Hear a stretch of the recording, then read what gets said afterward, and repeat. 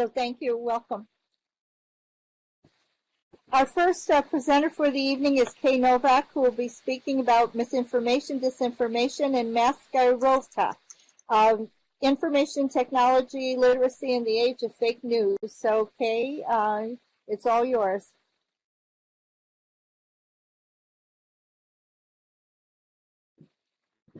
Okay, just let me get up here and spin myself around.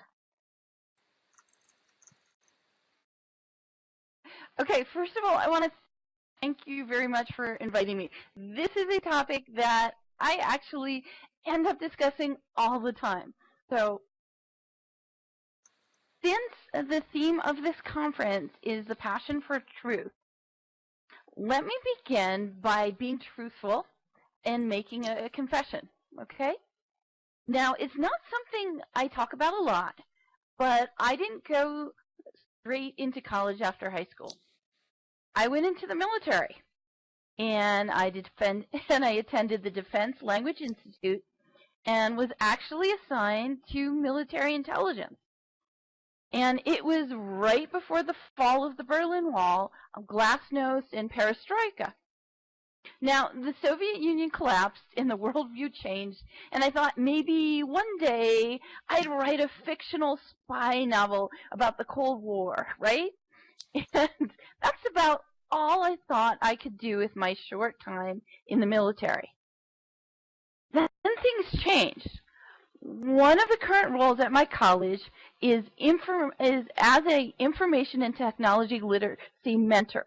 And now, after November 2016, information literacy became a hot topic at my college. While on a normal day I might get stopped while walking the hallway to answer a tech question, I was now getting questions about information literacy and fake news. Or at least the educators asking the questions thought that's what they were asking, right?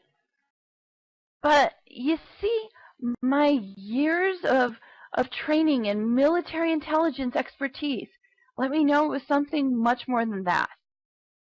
This wasn't just wrongly reported facts. This was deliberate deception, psychological operations in the forms of gaslighting, and denial of facts. I recognized it as what it actually was, which was a fancy bear problem. Okay, so what is fancy bear? Let's test your information and technology literacy skills. Is Fancy Bear one of the 10 original Care Bears sent as a sleeper agent to the West prior to the fall of the Soviet Union? Is Fancy Bear a Russian hacking group set up to deliberately share truthful information that is damaging to the world order? Yeah. Okay. Is Fancy Bear a Swedish video game playing YouTuber who sends out subliminal anti-democratic messages to the West? Is Fancy Bear a Russian nickname for President Trump? What does everybody think? A Care Bear. Okay. Let's see. Yes, Preceptor has it right.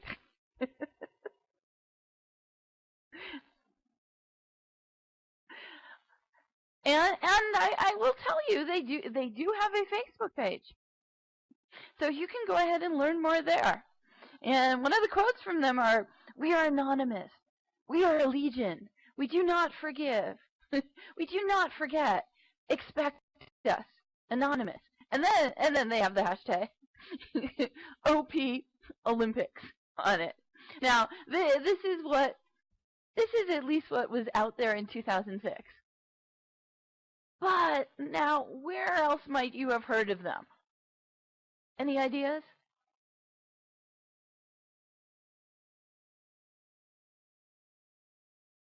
And it's okay.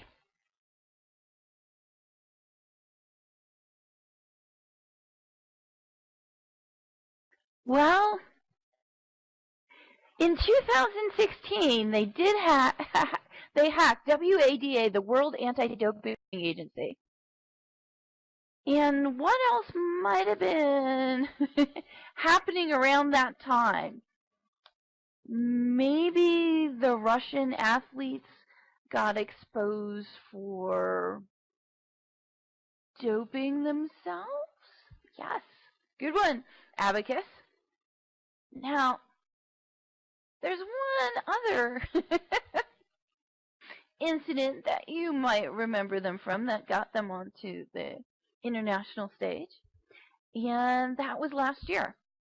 This was the 2017 French presidential election.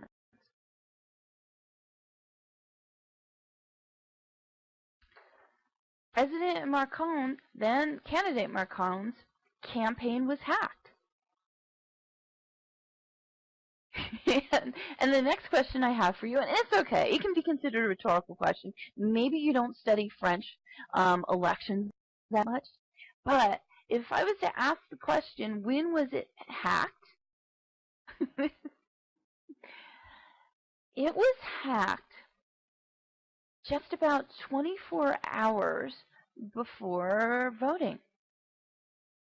And EM Leaks released thousands of emails and other files to a document sharing service called Pastebin. Now, you might not have heard of Pastebin before, but some other group you definitely have heard about got involved after that.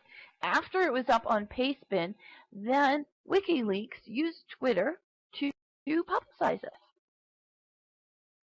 Now, the reason why I believe this was closer to Maskirovka than anything else is that this was right before the official ban on campaigning in France. Now, in France, it's a little different than here in the US. There is an election silence or a day of reflection, meaning 24 hours before voting happens, where the press cannot report on the election and the politicians cannot campaign.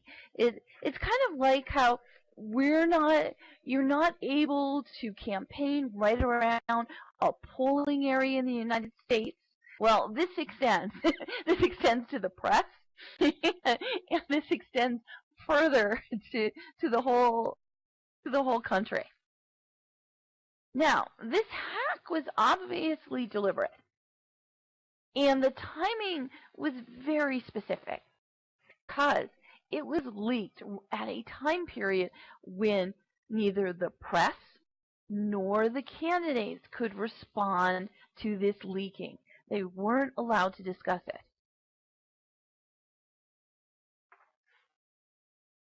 Now, the French people, while the French press couldn't say anything, think about it. If you were in France and you weren't allowed to, and you couldn't go to the French press to find out information, where would you go to find information? Anyone?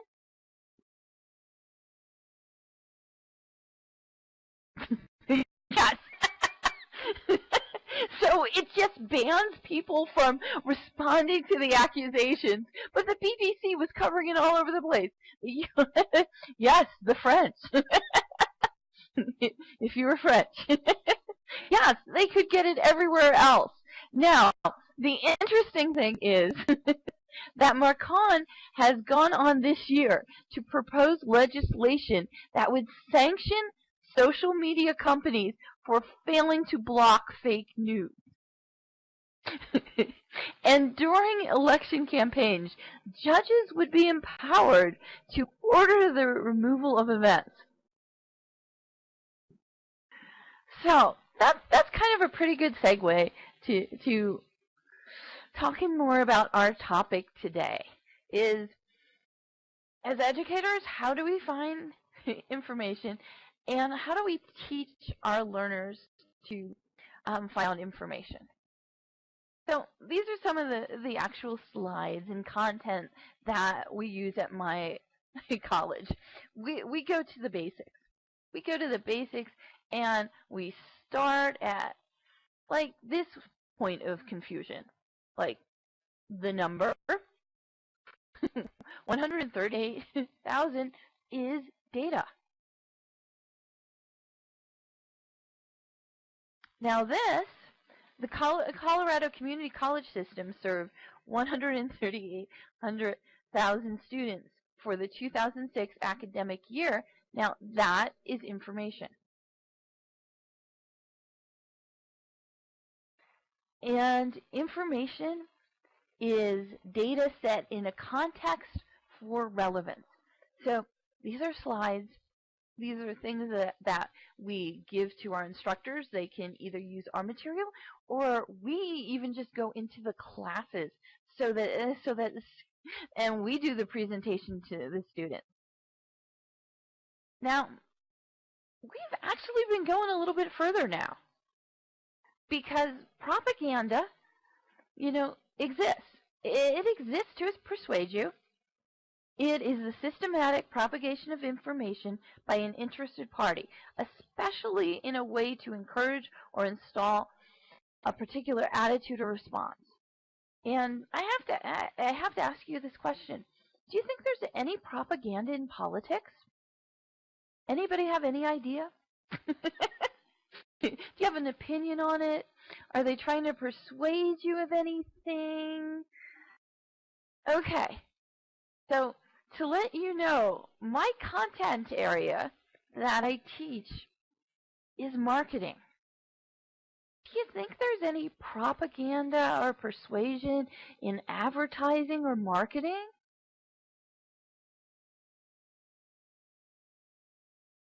Bien sûr, yes, but of course, exactly. We even have terms. We have terms like, there's a term we call sugging, surveying under the guise surveying under the guise of marketing. There's another one called frugging, and it's fundraising under the guise. So we even have terms in marketing that relate to the unethical use of surveys and fundraising to actually do marketing. And there is even a code for market researchers. But when it comes to propaganda, we live with forms of propaganda all the time. And because of that, we really feel like we have to educate our students on that. So, moving along, there's more that our students need to be aware of. And this is one of the terms we teach them about, misinformation. Now, misinformation is not factual, but its intention is neutral. These are people who don't cite properly. This is sloppy reporting. This is not getting your facts straight. You're not trying to persuade one way or another, but you miss the mark. Now, speaking of mark, and Marie knows this because I corresponded with her a little bit about this, but did anyone else watch the Mark Zuckerberg testifying at the Facebook data hearing last week? There was 10 hours of it on Facebook. and I came close to watching all of it. And Perceptor, yes, it was fascinating. And what I really found fascinating, Lear, only 15 seconds. Okay, don't worry, I'll give you the recap of what was fascinating, at least for me. It was fascinating to listen to what he said and what he didn't say. Okay? He continually used the term misinformation. And look at it. Misinformation is a term that means, your intention was neutral. It's not getting the information out right, but the intention was pretty neutral. Okay. I also listened for the words the members of Congress used. The terms that they used most was fake news, but not Senator Dianne Feinstein. Okay? She went totally Cold War, and she used a term that I am much more familiar with. And that term is disinformation. So if you listen to the hearing, Mark just uses the term misinformation. Dianne Feinstein says disinformation, which is intentionally false or misleading information. It was almost like she was around for the Cold War. which since she's 84 years old, she might have been. or at least she might have been in some really good hearings. Now, if you start listening to some of the liberal, and I'm just acknowledging who their audience is, news such as MSNBC, you're going to start to hear a word I also know really well. And this word is Maskirovka. Okay, this word's origin is Russian, and it means little masquerade. And when I was actually in military intelligence so many years ago, this was a term I learned. And this is a Russian military doctrine of the use of measures for denial and deceptions. And I can't believe that something I learned from so long ago is now becoming fashionable again. Now, the other term we're hearing a lot is the term fake news. Like math? Yeah, like math. I didn't think I'd use math either. Maskirovka and math. That's what I'm starting to hear these days. Okay. So, what other newly minted word did we start to hear last year? Any other word that maybe relates to news that just suddenly popped up last year that you never heard of before? I'm willing to bet somebody can guess it. And it's okay. If you can't guess it, it's not a problem because it's on the next slide. So I'll do the awkward pause, wait for something in discussion, nothing happening, so I'm just going to hit reveal. We started to hear the word alt facts. Now, we heard this from Kellyanne Conway and the Bowling Green Massacre. I will tell you, I was on a webinar with the teaching with technology people. They're a great group. It's mainly librarians, and they meet on Friday. I was on there. We were talking about all of this. And Kellyanne Conway came on and mentioned the Bowling Green Massacre. We had a librarian in that meeting from Bowling Green who then said, the Bowling Green Massacre. She goes, well, there was a cave-in and a bunch of Corvettes from a car dealership got, like messed up in that cave-in, and that was about the only thing. Oh yeah, wouldn't that be a great student appeal? These are all facts. So, the assessment that we've been using for years is something called the CRAP test. And I am going to ask, is anybody familiar with the CRAP test? Anyone taught it or used it? Thinking if we have some librarians here, they might have heard of it.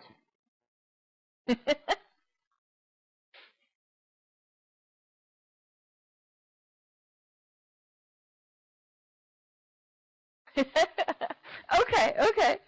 You can, and I will tell you. We have 800 instructors at my college. Only one has protested using with the title being crap. Everybody else giggles a little and then tells their students because they actually remember it.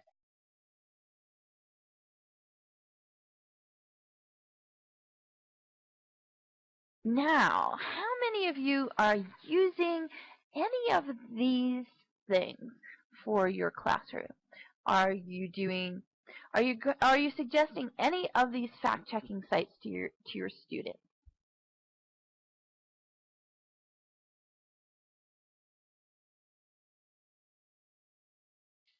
And I just have to ask about one of them.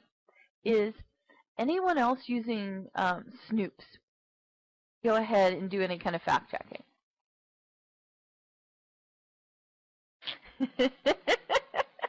Yes, once in a while. And it really depends. It depends on, are your students pulling something from social media? And Snoops is really the one that checks social media. And I put hoaxy on there because I want to support universities trying new things. It's in beta, and it also looks at social media. Now, I have to ask, is this enough for our students to be able to combat a Maskirovka campaign? So, for me, at my college, there's myself and there's another information and technology literacy mentor. We have over 800 faculty and close to 20,000 students. And I am going to give you a little more information to know that when giving internal presentations, we've been asked either not to discuss politics or not to go too political. And that's not from our administrators. We've been asked that by faculty who have been putting on professional development, like departmental professional development. So that question that we started out with about Fancy Bear, that's really been our tongue-in-cheek way of introducing these topics. We think if we start the first question and, the answer having Care Bears in it, we'll get a lot of leeway when we start talking more about things that can be divisive. And besides the crap test, besides the fact-checking, we don't think that's really enough. So we have started discussing critical consciousness. And that's really our work in progress. And as far as critical consciousness, that's taken from the critical education theory and culturally relevant pedagogy. And we really feel in our work in progress, we need to add critical consciousness to information and technology literacy. And here's one of the recent examples of why we really have to add critical consciousness. This is one of our most recent U.S. State of the Union addresses. There was information about DACA there. That happened on a Monday.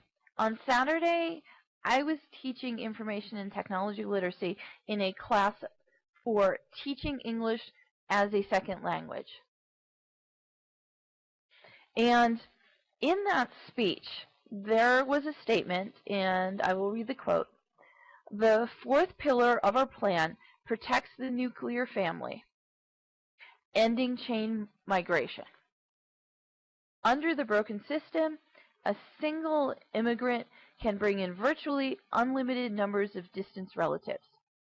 Now, the thing about it is, we wanted our students to actually be able to go out, find out information, and find out what was going on. Now, for any of you, I would challenge you to go to the Department of State's Visa Bulletin and take a look and see if chain migration is actually functioning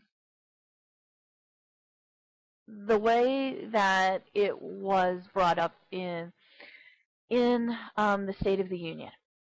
These are the things that we end up discussing with our students. I am at a community college in a state that has a large population of immigrants. I was teaching information and technology literacy to a program for people becoming teachers for English as a second language. For them, it is not a matter of politics. It's a matter of getting the facts straight for their students. Now, I put that link in there at any point in time when you want to go and take a look at it. But if you look at the different categories in there, brothers and sisters of adult U.S. citizens, if you take a look at people whose applications are just being processed to be able to come to the U.S. and to become citizens, the majority of applications are only from the year 2004. So that's a 14-year lag for siblings.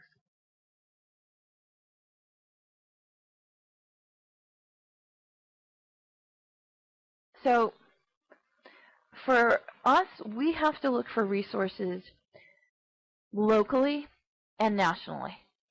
So I went to a meeting at the University of Colorado, Denver that brought in an immigration lawyer who could actually talk to us about the places where our students can get information that is both local and national. Now, we have our students practice and reflect on information and technology literacy, and we do this as an open discussion. And from that class, here are some of the questions that we had them ask.